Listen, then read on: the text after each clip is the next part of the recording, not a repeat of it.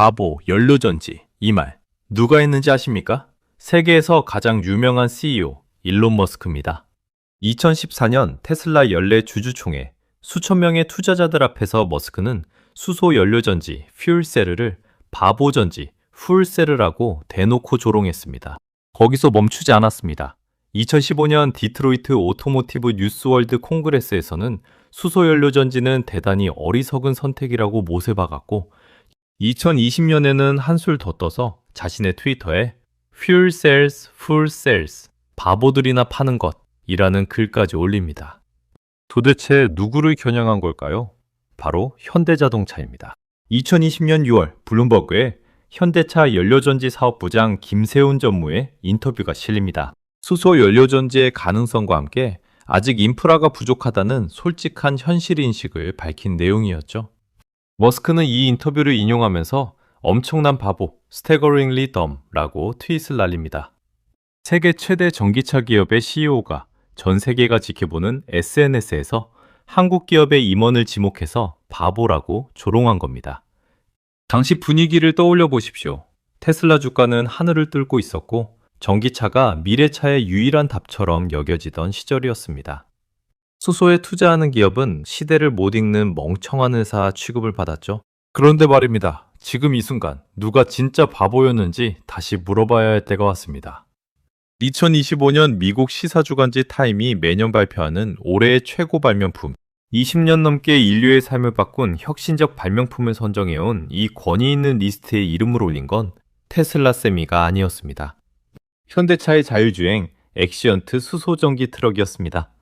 플러스 AI의 레벨소 자율주행 소프트웨어 슈퍼드라이브를 탑재해 운전자 개입 없이도 달리는 이 트럭. 머스크가 절대 오지 않는다고 장담했던 수소 트럭의 시대를 한국 기업이 세계 최초의 양산형 모델로 열어버린 겁니다. 아이러니한 건 이겁니다. 머스크의 테슬라 세미가 최대 주행거리 805km를 자랑했지만 현대차 엑시언트 미국 수출 사양은 이미 810km를 찍은 상태였습니다. 말로는 세계 최고를 외쳤던 테슬라를 현대차는 숫자로 조용히 추월해버린 겁니다. 그러면 질문이 생깁니다. 대체 현대차는 언제부터 어떻게 이 기술을 준비해온 걸까요? 세계 3대 트럭 제조사가 연합까지 결성하면서 현대차를 견제하게 된 진짜 이유는 뭘까요? 그리고 수소 트럭은 정말로 배터리 트럭을 이길 수 있는 걸까요?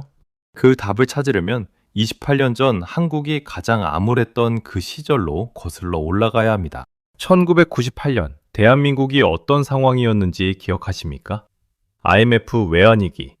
기업들은 줄줄이 부도를 맞았고 대우그룹이 해체됐고 직장인들은 하루아침에 길거리에 나앉았습니다.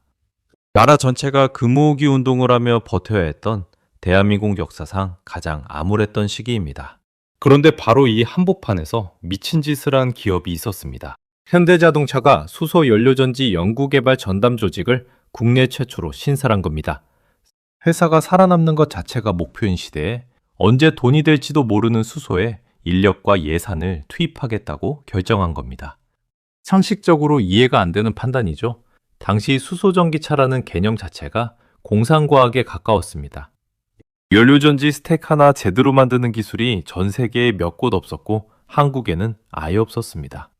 그래서 현대차는 2000년 미국의 연료전지 전문업체 UTC 파워와 손을 잡고 6개월간 공동 개발에 들어갑니다. 이 프로젝트의 이름이 머큐리 프로젝트였습니다. 미국과 한국을 오가며 기초기술을 익히던 시절이었죠. 하지만 현대차의 진짜 목표는 따로 있었습니다. 남의 기술에 기대는 게 아니라 독자 기술을 확보하는 것. 이 프로젝트의 이름이 폴라리스 프로젝트입니다. 북극성이라는 뜻이죠. 방향을 잃지 않겠다. 반드시 독자 개발에 성공하겠다는 연구원들의 의지가 담긴 이름이었습니다. 1년이 넘는 시행착오 끝에 2004년 현대차는 마침내 연료전지 스택 독자 개발에 성공합니다. 한국이라는 나라에서 한국 엔지니어의 손으로 수소 전기차의 심장을 만들어낸 겁니다. 그런데 시련은 여기서 끝이 아니었습니다. 2008년 글로벌 금융위기가 터집니다. 세계 자동차 업계가 일제히 수소 투자를 젓고 배터리 전기차로 선회했습니다. GM이 수소차 프로그램을 축소했고 유럽 업체들도 하나둘 손을 댔죠. 수소는 완전히 잊혀지는 분위기였습니다. 이 상황에서 현대차는 어떤 선택을 했을까요? 포기했을까요? 정반대였습니다. 2013년. 현대차는 세계 최초로 수소전기차 양산 체제를 갖추고 투싼 iX35 퓨일셀을 시장에 내놓습니다. 전 세계 어떤 자동차 회사도 해내지 못한 일을 한국 기업이 처음으로 해낸 겁니다.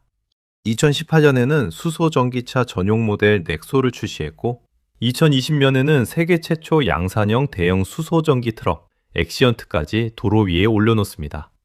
장재훈 현대차 부회장의 말을 빌리면 이렇습니다. 현대차의 수소 개발 역사 27년은 올곧은 신념, 담대한 도전, 뚝심 있는 결단의 시간이었습니다. IMF 외환위기와 글로벌 금융위기에도 멈추지 않고 앞으로 나아갔습니다. 28년입니다. 세상이 두 번이나 무너지는 동안에도 한 번도 방향을 틀지 않은 28년. 그렇다면 이 28년의 뚝심이 실전에서는 어떤 결과로 나타났을까요? 유럽 도로 위에서 벌어진 일은 솔직히 저도 자료를 정리하면서 소름이 돋았습니다. 기술력이 뛰어나다, 세계 최초다. 이런 말은 사실 누구나 할 수 있습니다. 문제는 증명입니다. 실제 도로 위에서, 실제 물류 현장에서 진짜로 굴러가느냐? 이게 핵심이죠. 수소트럭 하면 빠지지 않고 등장하는 회사가 있었습니다. 미국의 니콜라. 2020년 당시 수소트럭의 테슬라라는 별명까지 붙으며 엄청난 주목을 받았죠. 그런데 뚜껑을 열어보니 어떻습니까? 니콜라가 공개했던 수소트럭 주행 영상은 트럭을 언덕 위에서 굴려서 찍은 가짜였습니다. 엔진도 없는 트럭을 경사면에 올려놓고 중력으로 굴러가는 장면을 촬영한 거였죠. 창업자는 사기 혐의로 유죄 판결을 받았습니다. 수소트럭에 대한 세계의 시선이 얼마나 싸늘했겠습니까? 수소트럭? 사기 아니야? 이런 분위기가 팽배했던 겁니다. 바로 이 시점에 현대차가 한 일이 있습니다. 말이 아니라 트럭을 보낸 겁니다. 2020년 10월 엑시언트 수소전기 트럭 첫 물량 10대가 스위스에 도착합니다. 니콜라가 가짜 영상으로 세상을 속이고 있을 때 현대차는 진짜 양산형 수소트럭을 유럽 고객에게 인도한 겁니다. 그리고 여기서부터가 진짜 이야기입니다. 이 트럭들이 유럽 도로 위에서 쌓아 올린 숫자를 한번 보십시오. 2024년 6월 누적 주행거리 1000만 킬로미터 달성. 그리고 불과 7개월 뒤인 2026년 1월 2000만 킬로미터를 돌파합니다.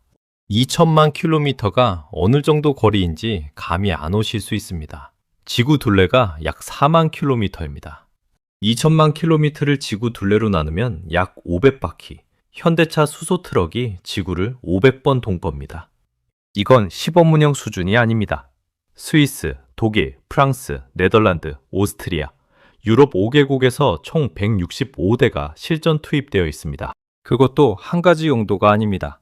냉장밴, 냉동밴, 청소차, 후크리프트 컨테이너, 크레인까지 각 나라의 수요에 맞춘 온갖 종류의 특장 차량으로 변신해서 실제 물류 현장을 누비고 있습니다.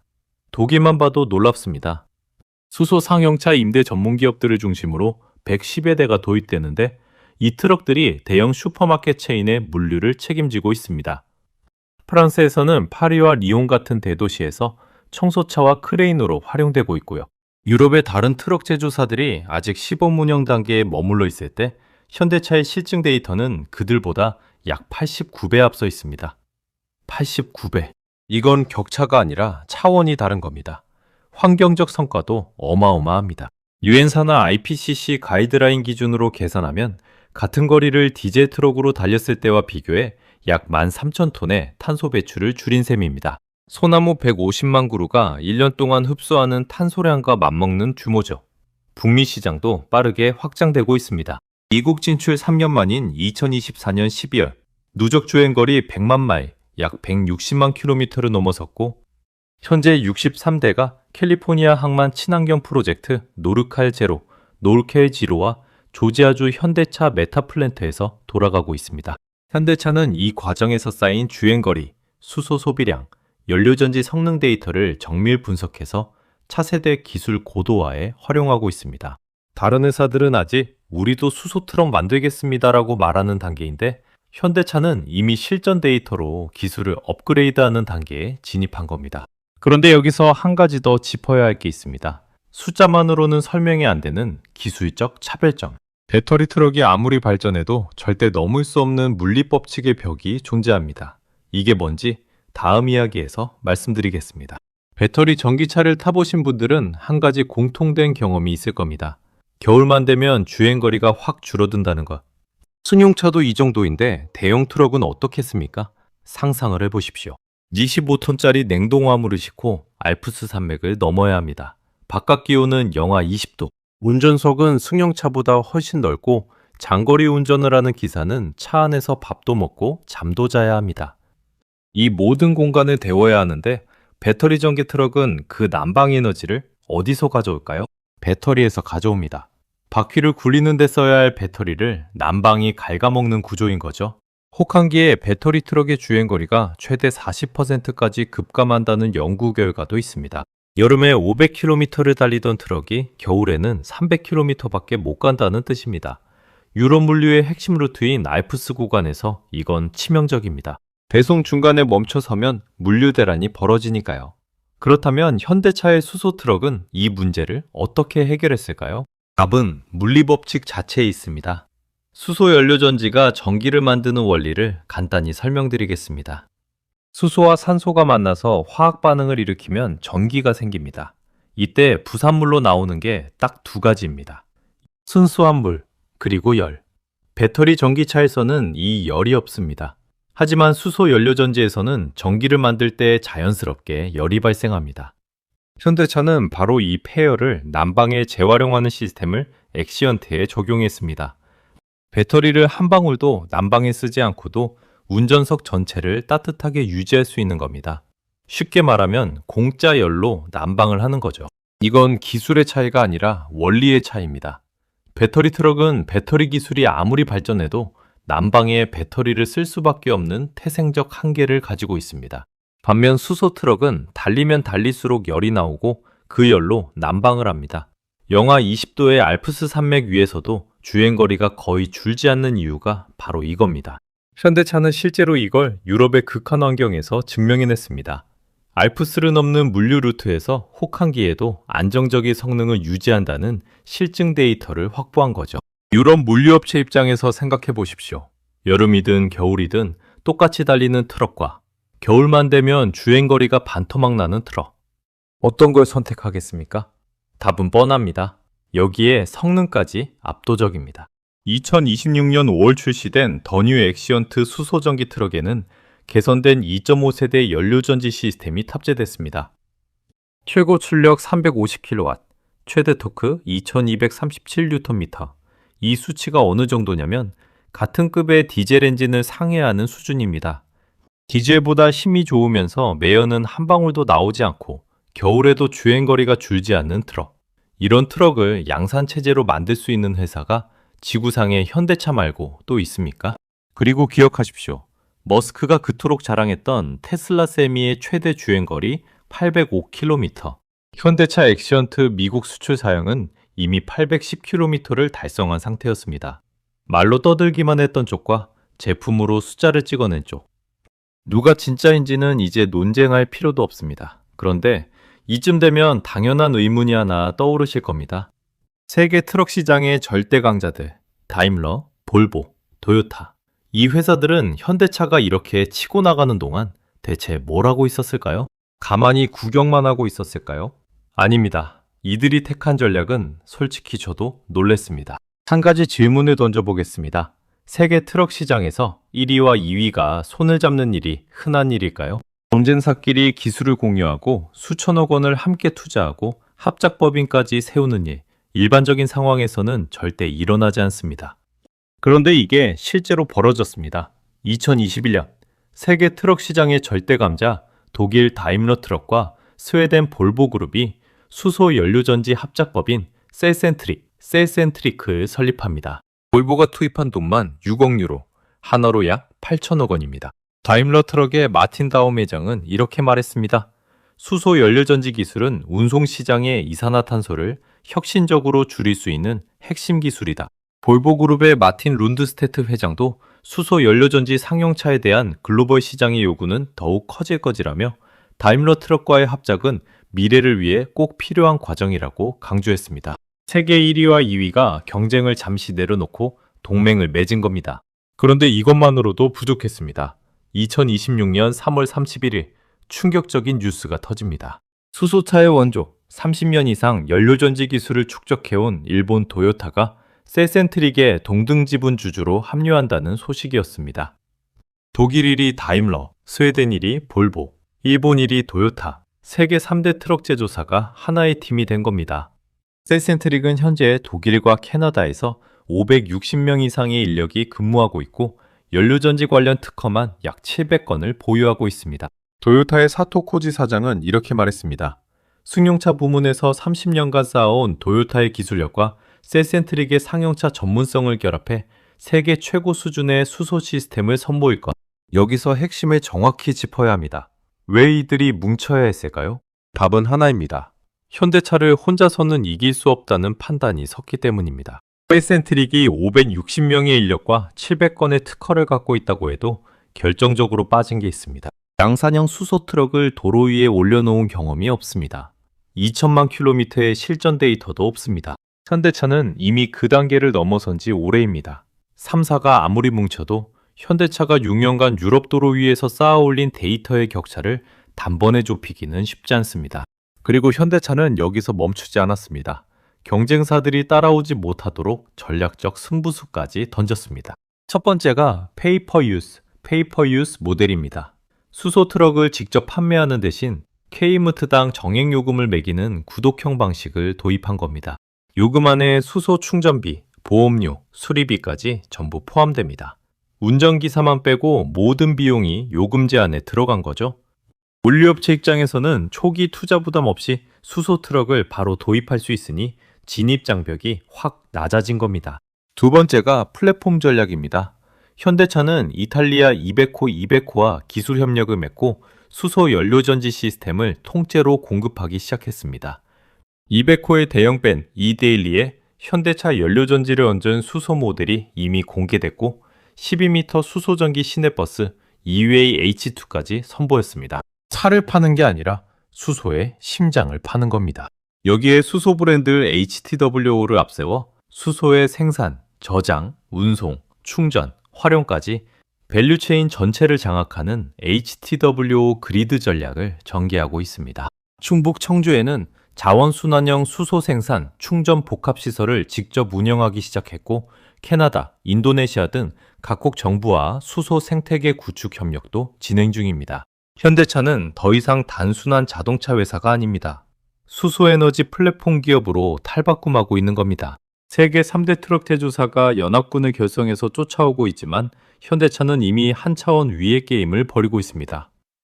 그런데 말입니다. 이렇게 압도적인 현대차에게도 아직 넘어야 할 산이 남아 있습니다. 수소 경제가 정말 완전히 안착할 수 있을 것인가? 마지막으로 이 이야기를 해야 합니다. 지금까지 현대차의 압도적인 기술력과 성과를 말씀드렸습니다. 하지만 좋은 이야기만 하고 끝내면 그건 제대로 된 분석이 아닙니다. 냉정하게 봐야 할 현실도 분명히 존재합니다. 수소 경제는 아직 완전히 안착한 게 아닙니다. 먼저 승용차 시장부터 보겠습니다. 2024년 전 세계 수소 연료전지차 판매량은 전년 대비 21.6%의 역성장한 12,866대에 그쳤습니다. 현대차도 23.5% 줄었고 도요타 미라이는 50.1%나 폭락했습니다. 2025년에 2세대 넥소가 출시되면서 현대차가 6,861대를 팔아 78.9% 반등에 성공하긴 했지만 도요타는 오히려 39.1% 추가 역성장을 기록하며 바닥을 뚫었습니다. 유럽과 미국 시장도 동반 침체 중입니다. 유럽에서 미라이와 넥소를 합쳐 566대, 전년 대비 23.1% 감소. 미국도 37.7% 역성장입니다. 수소 승용차 시장만 놓고 보면 솔직히 밝은 그림은 아닙니다. 두 번째 문제는 인프라입니다. 2025년 말 기준 국내 수소 충전소는 약 273곳이 등록되어 있지만 휴지 상태이거나 미개시인 곳을 빼면 실제 운영 가능한 곳은 약 250곳 수준입니다. 전기차 충전기가 10만 기를 훌쩍 넘긴 것과 비교하면 턱없이 부족하죠. 충전소 하나 짓는데 20억 원 이상이 들고 공동주택과 50m, 학교와 200m 이상 거리를 둬야 하는 까다로운 안전규정까지 있어서 위치 선정 자체가 전쟁입니다. 세 번째는 정책의 불확실성입니다. 미국은 정권이 바뀔 때마다 에너지 정책이 요동칩니다. 수소 인프라 지원 정책이 언제 축소될지 모르는 상황에서 기업들이 대규모 투자를 결정하기가 쉽지 않은 거죠. 유럽도 마찬가지입니다. EU가 수조 원을 투입해 수소 인프라를 깔겠다고 했지만 각국의 재정 상황에 따라 속도가 달라질 수 있습니다. 네 번째, 그리고 가장 본질적인 문제, 총 소유 비용, TCO입니다. 수소 트럭의 총 소유 비용은 아직 배터리 트럭보다 높습니다. 현대차가 페이퍼 유즈 요금을 디젤 트럭 TCO 수준에 맞추겠다고 공언했지만 수소연료 가격 자체가 내려가지 않으면 이 약속을 지속하기 어렵습니다. 국내 수소 충전 가격만 봐도 1kg당 약 9,900원에서 11,000원, 한 번 충전에 5만에서 6만 원이 드는 구조입니다. 이 가격이 획기적으로 내려가려면 청정수소 대량 생산 체제가 갖춰져야 합니다. 이게 현실입니다. 분명히 넘어야 할 겨울이 남아 있습니다. 하지만 여기서 반대로 생각해 봐야 할 것도 있습니다. 이 모든 불리한 조건 속에서도 세계 유일하게 양산에 성공한 기업이 어디입니까? 2천만 킬로미터의 실전 데이터를 가진 기업이 어디입니까? 세계 3대 트럭 제조사가 연합군까지 만들면서 견제해야 할 만큼 두려워하는 기업이 어디입니까? 전부 현대차입니다. 수소 인프라가 깔리는 순간 28년간 묵묵히 쌓아올린 이 기술의 혜자는 그 누구도 뛰어넘을 수 없는 성력이 됩니다. IEA 글로벌 수소 리뷰 2026에 따르면 2025년 전 세계 수소 수요는 처음으로 1억 톤을 넘어섰고 저배출 수소 생산량도 전년보다 약 20% 증가해 100만 톤에 도달했습니다. SK이노베이션은 충남 보령에 세계 최대 규모의 분루수소 생산 기지를 2027년 준공 예정이고 현대차 자체적으로도 충북 청주에 자원순환형 수소 생산 시설을 가동하기 시작했습니다. 판이 깔리고 있는 겁니다. 느리지만 확실하게. 1998년 IMF의 폐허에서 시작해 세계의 조롱을 묵묵히 견디며 28년 동안 한 번도 방향을 트지 않았던 현대차.